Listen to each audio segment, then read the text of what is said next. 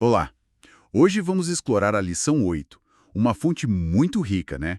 Ela mostra como a sabedoria do Espírito Santo foi, assim, fundamental lá na igreja primitiva, principalmente para resolver conflitos, baseado em Atos capítulo 6.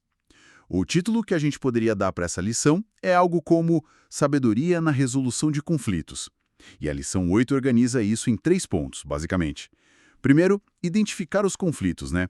Entender as raízes culturais, sociais do problema lá em Jerusalém. Segundo, a delegação de tarefas. Como os apóstolos equilibraram o espiritual e o social, criando a diaconia. E terceiro, seguir os princípios cristãos. As qualificações essenciais, sabe? Caráter, Espírito Santo, sabedoria prática para quem ia servir.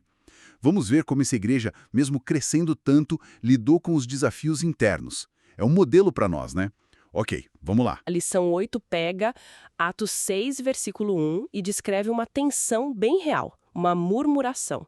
Os judeus que falavam grego, os helenistas, sentiram que suas viúvas estavam sendo, deixadas de lado na distribuição diária de alimentos.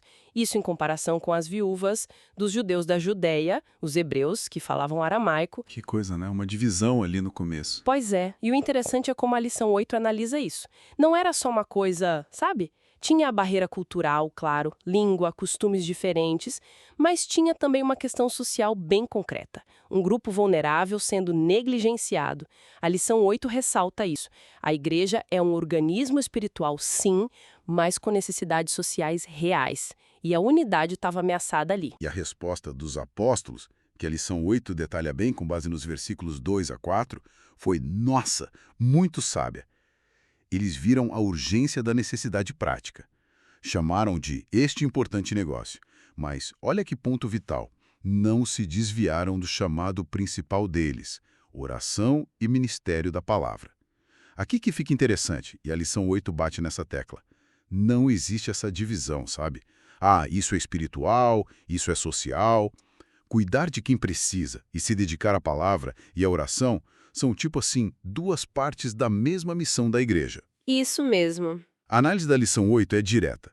Se você negligencia um lado, o testemunho todo fica comprometido. Exatamente. E para não cair nessa cilada, a solução que o Espírito deu, como está lá em Atos 6, versículo 3, foi delegar, de forma inteligente. Pediram para a comunidade, olha, escolham aí entre vocês 7 homens de boa reputação, cheios do Espírito Santo e de sabedoria. Uhum. A lição 8 até explica que diaconia aqui é mais a função, o serviço em si, do que um cargo formal, né? E as qualificações exigidas são notáveis, boa reputação.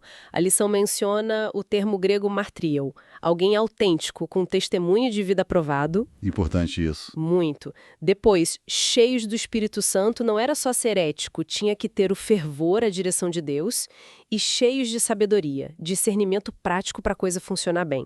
E o resultado disso, que a lição 8 nos lembra pelos versículos 5 e 7, foi, assim, transformador. A escolha desses homens trouxe paz, harmonia para a comunidade. Faz todo sentido. E aí? Com a liderança focada na palavra e oração e o serviço prático bem cuidado, a palavra de Deus crescia, o número de discípulos multiplicava muito em Jerusalém. A lição 8 reforça que esse caráter íntegro, essa capacitação espiritual, é para todo tipo de serviço na igreja, não só para quem prega. Essa visão completa foi a chave para o avanço. Fica muito claro, então. A lição 8 mostra como a sabedoria divina, aplicada na prática, trouxe essa solução equilibrada. Valorizou tanto o servir às mesas quanto a oração e a palavra. Mostrou que tudo é espiritual, tudo é essencial. Então, o que a gente tira disso para hoje? Olha, a lição 8 deixa um aprendizado muito forte para nós. A igreja, quando age com sabedoria que vem do Espírito, ela consegue enfrentar conflitos internos e mais, sair deles mais unida, mais forte. O equilíbrio entre cuidar do prático e focar no espiritual, junto com a escolha de gente íntegra, cheia do Espírito, isso foi e continua sendo a base para a saúde e para o crescimento da fé. Com certeza. E para a gente pensar um pouco mais, né, a lição 8 deixa uma provocação final bem pertinente. Se esse serviço prático, a diaconia, foi visto como um negócio importante lá atrás, exigindo gente com qualificações espirituais e morais tão altas, como é que nós, nas nossas comunidades hoje, podemos resgatar essa visão elevada do serviço? Como garantir que tanto o lado espiritual quanto o social da nossa missão andem juntos, com o mesmo fervor, a mesma sabedoria, sem achar que uma coisa é menos importante que a outra? Fica aí para a gente refletir, né?